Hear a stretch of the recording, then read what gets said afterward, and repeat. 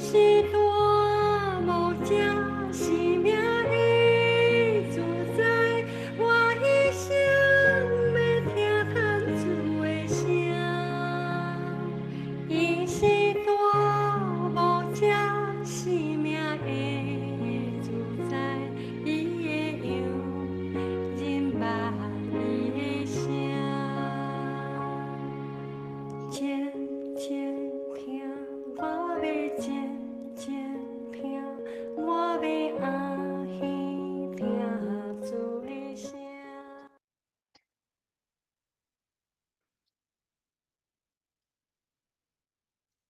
各位弟兄姐妹，大家早安，大家平安。我们今天要来读《使徒行传》的第12章，也是第18天的共读。今天早上我们要请德恩执事来带领我们大家做开始的祷告。让我们大家一起来祷告。亲爱的上帝，谢谢你让我们今天早晨有这样的时间，再次来到你的面前，一起来读你的话语。主要感谢你在过去1个礼拜，让我们每个人都能够平安，也能够在你的保守里面，在我们的生活以及工作以及各项事上面都有你的帮助。你的话语一直支持着我们，不论我们面对到什么事情。主啊，谢谢你，主啊，再次将我们今天早上读经的时间放在你的面前，求你的圣灵与我们同在。我们这样祷告都是奉主耶稣基督的圣名求，阿们。阿们。好，谢谢。我们昨天从《使徒行传》的第11章的后半段，那看到巴拿巴被派到安提阿，因为安提阿教会这群从耶路撒冷出来的信徒，也在安提阿也建立了一群信徒。那巴拿巴他从奉献到接纳扫罗，到带领扫罗到耶路撒冷，我们也看到他的蛮有圣灵和蛮有信心。那巴拿巴在安提阿做工，也没有忘记在大数的扫罗，邀请他来同工，同时重点放在外邦人当中来做教导的工作。那这个基督徒呢，就从安提阿这个名词从安提阿开始，但是这群基督徒是指门徒，不是只有指信徒，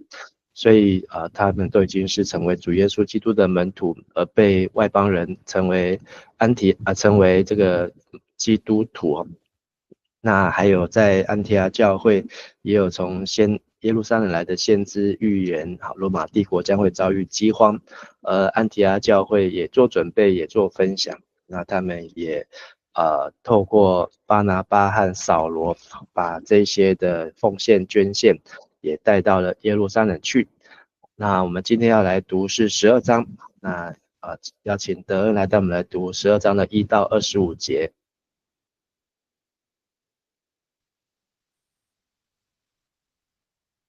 12章，教会约在这个时候，耶律王下手破坏教会的一些会友，他把约翰的哥哥雅各杀了。他知道犹太人喜欢他这样做，对不起，对，又去拘捕彼得。这事发生在除酵节期间，他抓到彼得后，把他关在监狱里，卖给4班警卫看守，每班有4名兵士。希律计划在逾越节后把他提出来，当众审他。因此，彼得在监狱里受到严密的监视。教会的弟兄姐妹为着他恳切地向上帝祷告。第6节，希律要把彼得提出来公审的前一夜，彼得睡在2名守卫中间，有2条铁链锁住他，门外又有警卫把守着。忽然有主的一位天使站在那里，有一道光射进牢里。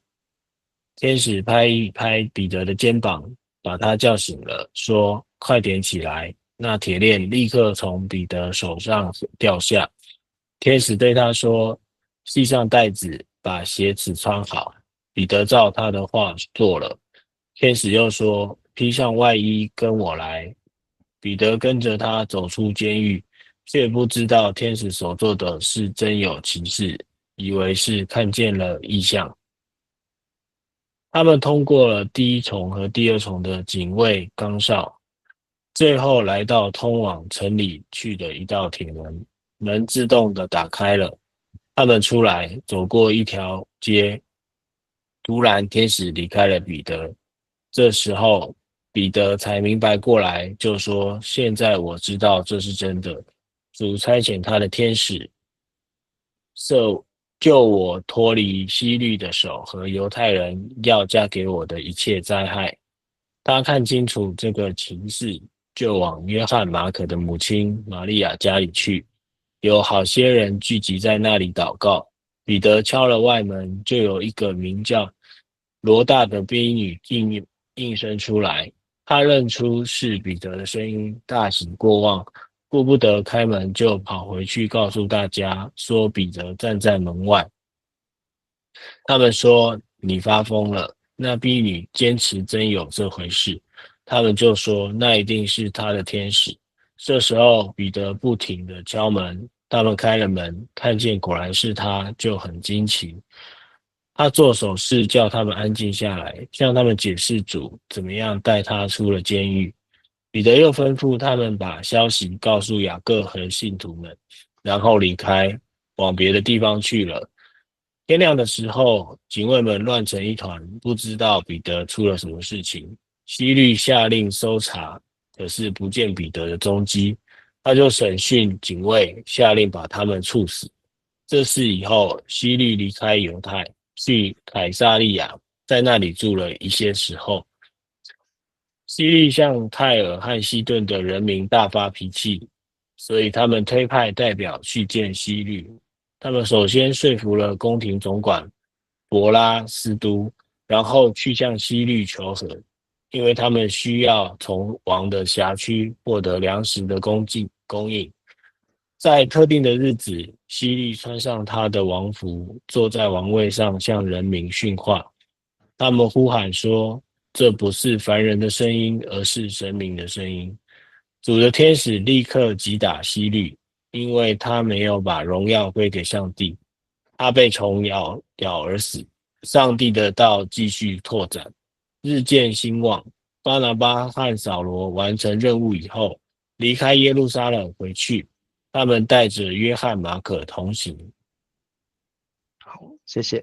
那我们今天12章是继续接续着巴拿巴的故事，好，那以及用彼得他还有使徒雅各和彼得他们发生在身上的事情，要来衔接是保罗，好，那从13章开始的宣教路程。那从12章提到第一节就约在那时候，好，那时候是指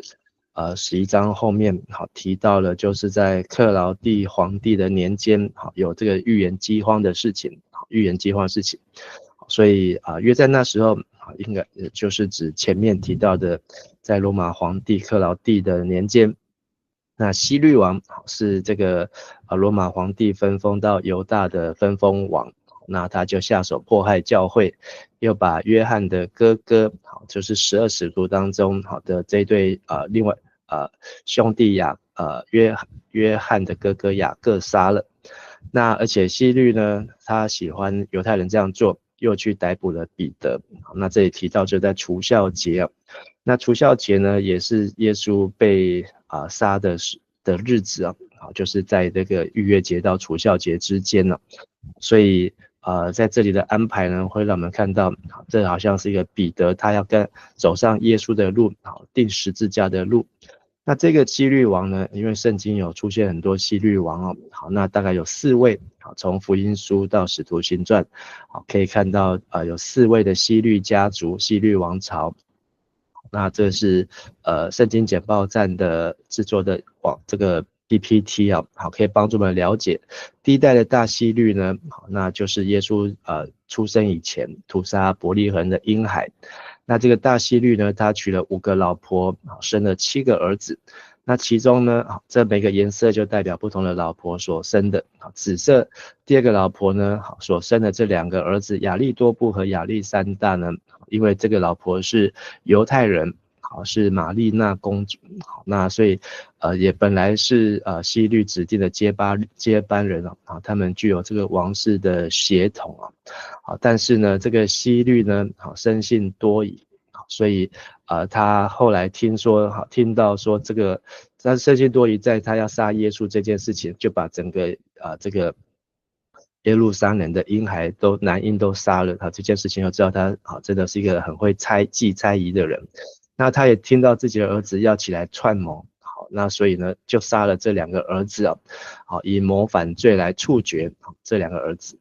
那本来是由他的大儿子安提帕特来接续接他的位置，但是历史记载在大希律他自己都快要死了，快死前的前4天，也把他的儿子给处死了，所以就剩下后面这4个儿子。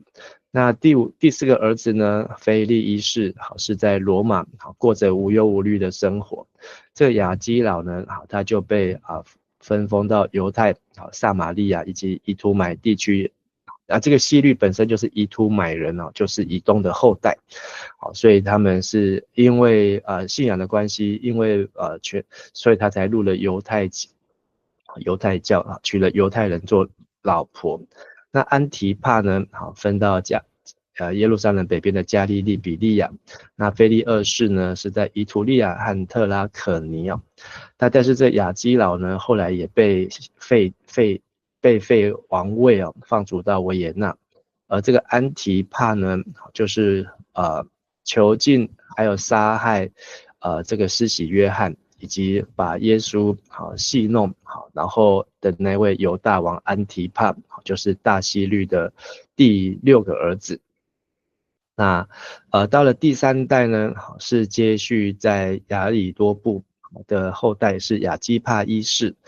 那到亚基帕一世的时候呢，那他已经让他的封地呢，就是恢复到大希律他的阿公的大希律的规模。那这是我们今天12章提到的这个希律王，就是这个亚基帕一世，是这个大希律的第3代。那他就是捉拿雅各，还有杀害雅各，砍了雅各的头，还有捉拿彼得，准备要把彼得在除酵节过后就要处死。那但是没有想到彼得没死，反倒是这个希律亚基帕一世他自己被虫给咬死。那他还有一个弟弟也是亚利多布的儿子是加西斯的希律，那个妹妹希罗底。这个希罗底有个女儿萨罗米，那这希罗底呢，嫁给了他的叔叔就是腓力一世在罗马，但是呢后来又改嫁给另外一个叔叔安提帕。所以这件事情呢就引起这个施洗约翰他的这个批评说这个婚姻不合法，所以也是让这个希罗底恨得牙痒痒的，就借着他的女儿萨罗米生日的时候呢，跟这个安提帕王要了这个施洗约翰的头所以萨罗米本身呢比他的妈妈更厉害，他的妈妈是嫁给2个叔叔，萨罗米是直接嫁给他的妈妈的叔叔，就是大希律的第7个儿子腓力二世。那这在罗马帝国当中是多见不怪的事情。那至于希律第4代呢，是亚基帕二世就是今天这个被虫咬死的这个希律王的儿子。那他在使徒行传的25、26、27章会出现，就是那时候保罗3次布道旅行回来之后扮演审问保罗的角色。那他有2个妹妹，一个是百尼基，一个是土希拉。百尼基呢也同样嫁给他的叔叔在加西斯的希律，那但是他后来又做提多将军太子的情妇。那土希拉呢就嫁给了巡抚菲利斯所以我们在使徒行传25章的时候会再看到这几个人物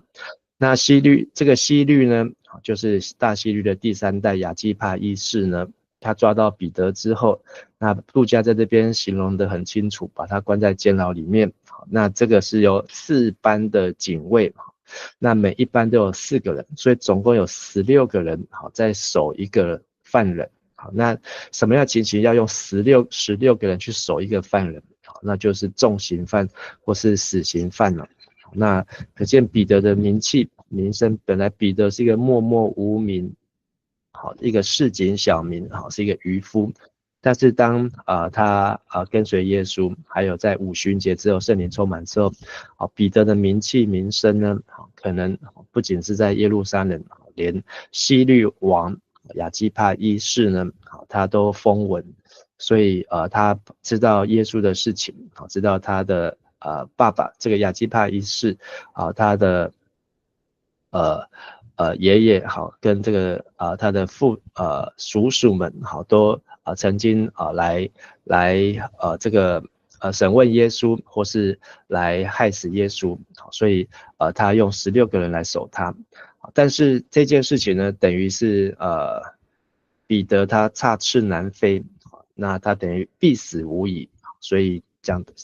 路加也提到说他受到严密的监视。那教会能做的呢，就是继续为他祷告，切切来祷告神。那到第6节，彼得要将他提出来的前夜，就是这个除酵节已经过了，那可能明天就可以让彼得的人头落地，跟那个雅各一样啊。可是呢，就在那个晚上，彼得呢，这个路加好像在场一样形容说彼得被2条铁链锁住，16个人看到还不够，还要2条铁链，而且呢，还要睡觉的时候呢，还有2个士兵睡在他的旁边，所以这真的他们都知道彼得好像会穿墙术，或是知道彼得有神迹能力一样，会从他们当中出去，所以守得这么紧，那看了好几天。但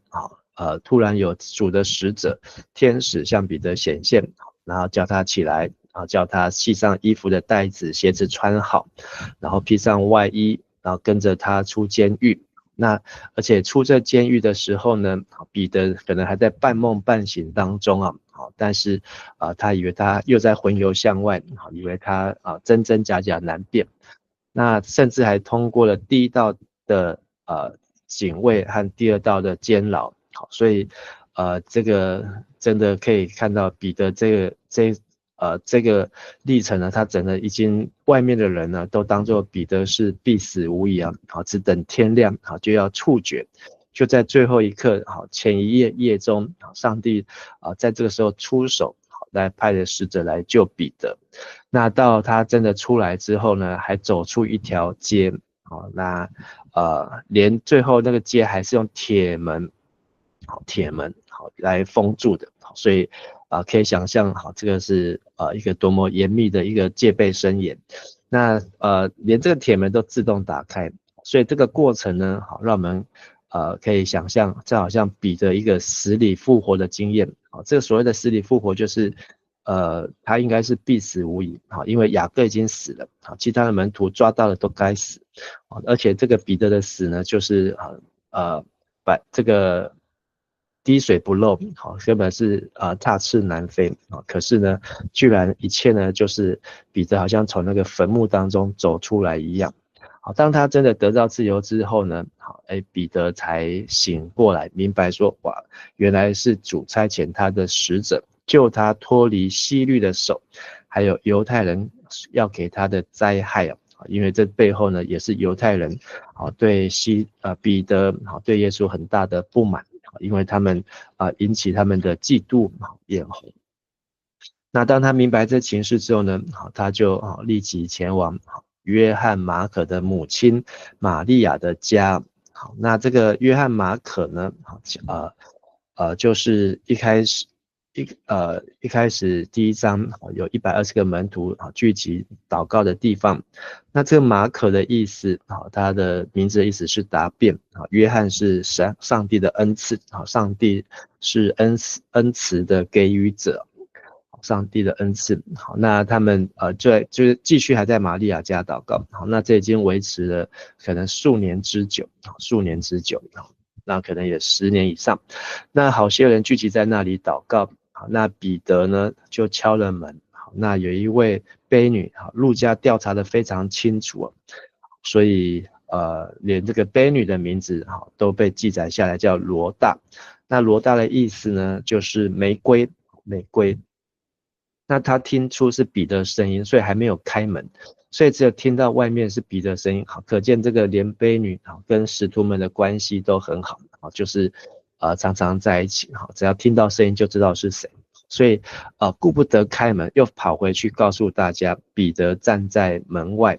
那这时候是什么时候呢？好，应该就是天快亮，因为这是夜间发生的事情。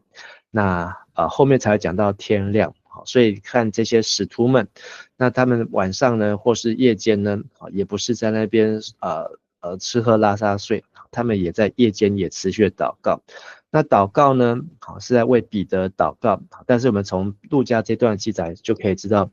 他们的祷告的内容是什么呢？可能是为彼得的这个告别礼拜在祷告，让彼得可能求主接纳他的灵魂，因为知道他是这个明天天亮，彼得他就要被处刑了。所以他们可能没有人想到说彼得还会活着出来，还会活着回来，连这个从这卑女的反应就可以受到这个看得出来。那这卑女罗大跑去告诉大家彼得出来了，可是呢他们反而在祷告这群人说你起笑你发疯。那但是卑女坚持，那他们甚至还认为说那是彼得的灵魂，或是彼得他的天使。天使就是守护天使，犹太人相信每个人都有守护天使，是他的天使来。好，那但是彼得继续的在外面敲门，所以这个画面呢，非常的反差，非常的大，也很有趣。好，那里面的人不相信，外面的以为彼得已经被天使要接去了。那这个外面的人呢，在外面迫切的敲门，那大家看了门呢，看见居然是真的彼得。那彼得呢又做手势，可见这件事情呢还在夜间怕去惊醒吵醒外面的人，所以要他们安静下来。那彼得也向他们来解释，告诉他怎么出了这监牢，他绝对不可能是那个逃狱的高手，有16个人看他，2条的铁链，连睡觉都有2个士兵看守，还有经过2道的警卫，还有经过这个厚重的铁门，怎么可能出得来？但是呢，彼得就把这个天使带领的过程几乎是全自动，然后就是大门就为他开，就一路出来到这里。反而是进不去的是这些在祷告的人，他要出来很简单，要进去这群祷告的人反而进不去。那到了天亮的时候，所以这里才提到天亮，那警卫就引起骚动，因为他们看守了好几天，然后守得这么严密，人怎么可能不见呢？所以这个亚基帕一世，这个希律王呢就开始来审问警卫就问不出来，就把这个警卫们都杀死了。所以可以看见这些希律王朝这个家族的这个的野蛮。那这个事情之后呢，希律就离开犹太，去到凯撒利亚，在那边住了一段时间。那从这个历史的记载，那应该就是要参加罗马皇帝克劳地他所设立的一个节庆，那个节庆的仪式呢，是每5年才会举办一次。好，那个时间呢，大概在主后的44年，可能是在3月，也有可能是在8月。好，那3月可能就是除酵节，也有可能是在8月。好，那就是在在这个接近夏天的时候。那这里呢，就把这个焦点，路加焦点就继续跟着希律王亚基帕一世，就是大希律的孙子。希律呢，就像凯撒利亚，就是推罗西顿，那这里翻成泰尔西顿的人大发脾气为什么？不清楚，但是可以知道这个希律呢，个性不好。那你看前面他才杀了这些无辜的士兵，替他看守了这么紧。那现在呢，又对这些沿海的人发极其的恼怒，原文就是大发脾气。那泰尔西顿人呢，很知道这个希律家族喜怒无常，所以他们就派人，然后呢来求见希律。那他们是透过宫廷的总管叫伯拉斯都。那伯拉斯都这个名字的意思呢，是发芽、萌芽。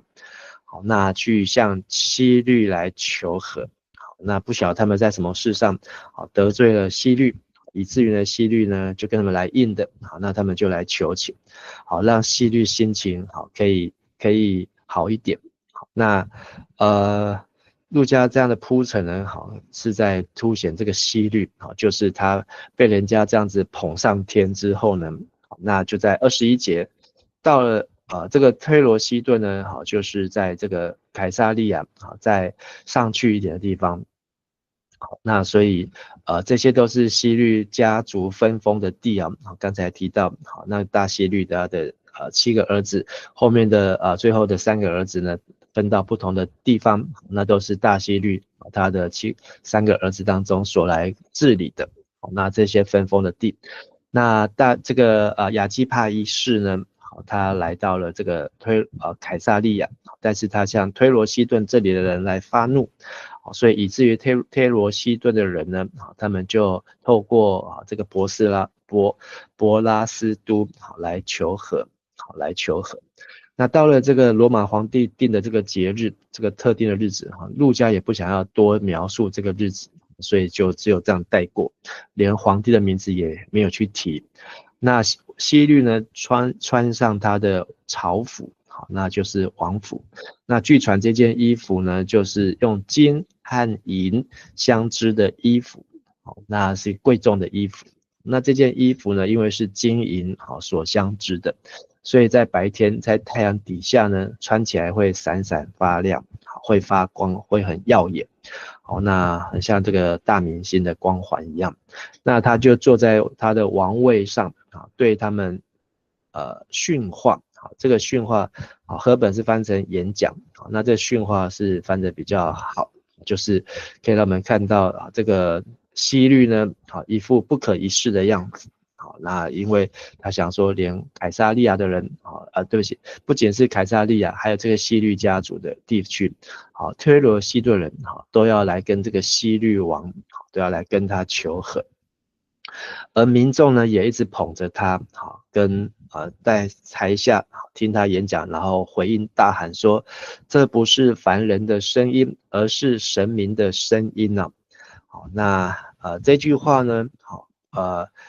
是讲给希律听的，但是呢，上帝也有听到，好，但是他们把上帝把神明好都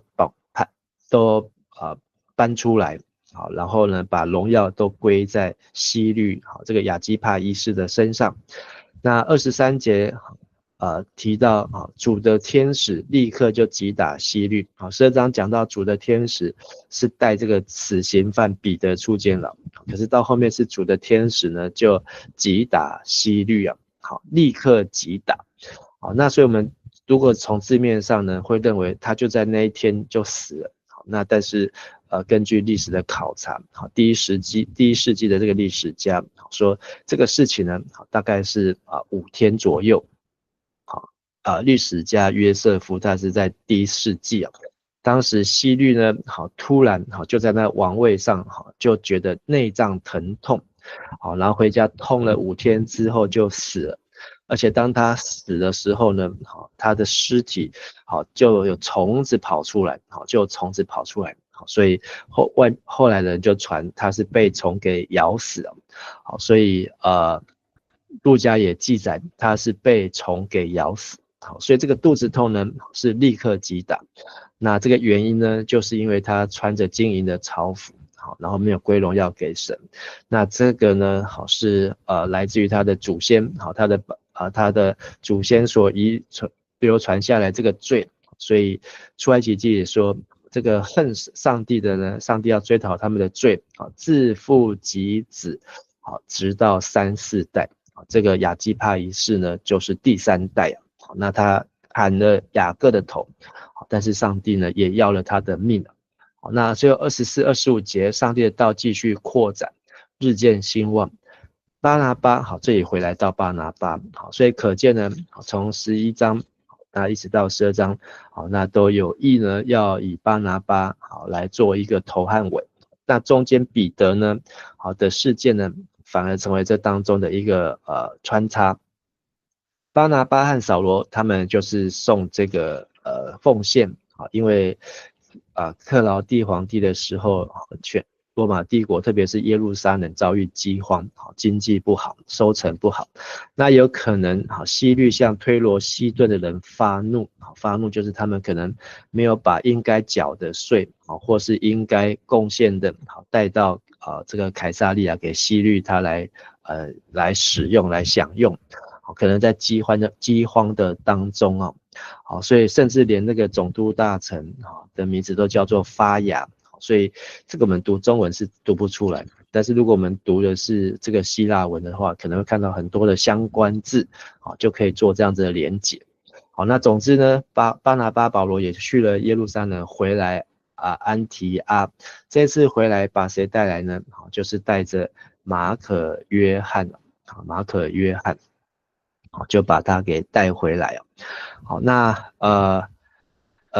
马可约翰在12章出现了2次，一次呢就是这个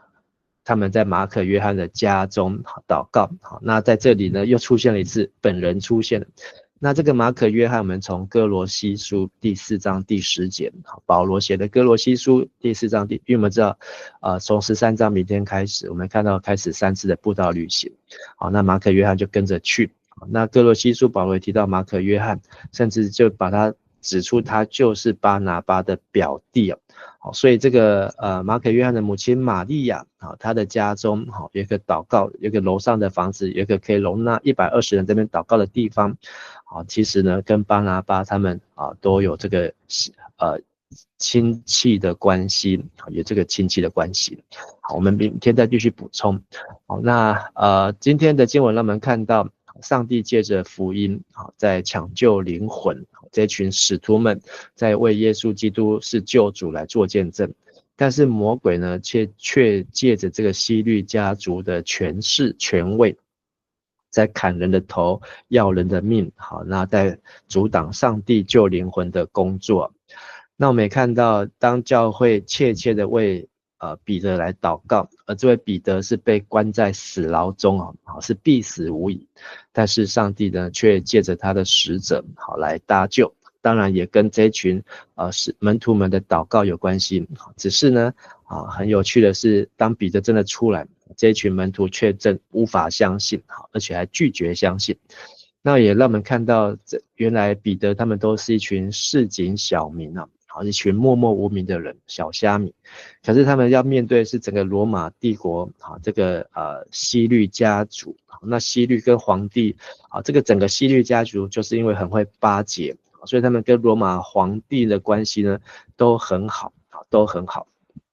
所以才能够拿到这个位置。可是小虾米面对大鲸鱼呢，可以看见他们的态度是不畏惧，那他们反而是为着上帝的国度在卖命。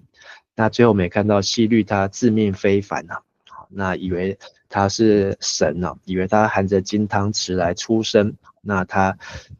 窃取神的荣耀。当人民对他说你就是神，你不是人，这是神在对我们说话，不是人在对我们说话。好，那希律呢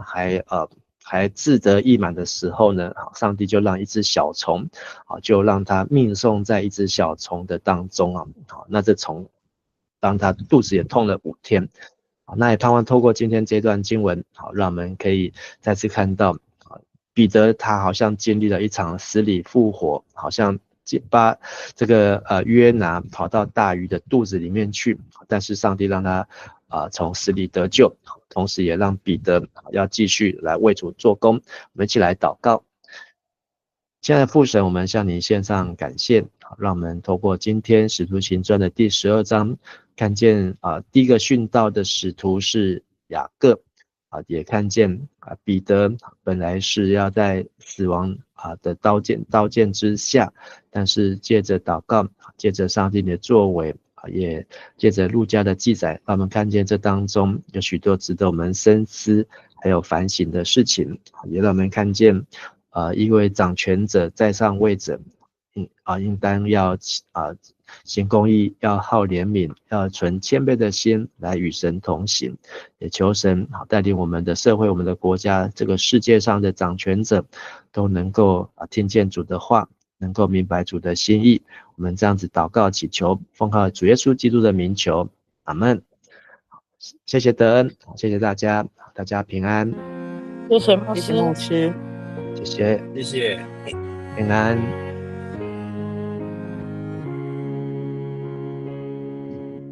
渐渐听，我要渐渐听，我要安耳听主的声。渐渐听，伊在渐渐听，我的无声认捌我的声。渐渐听，我要渐渐听，我要安耳听主的声。渐渐听，伊在渐渐听，我的无声认捌我的声。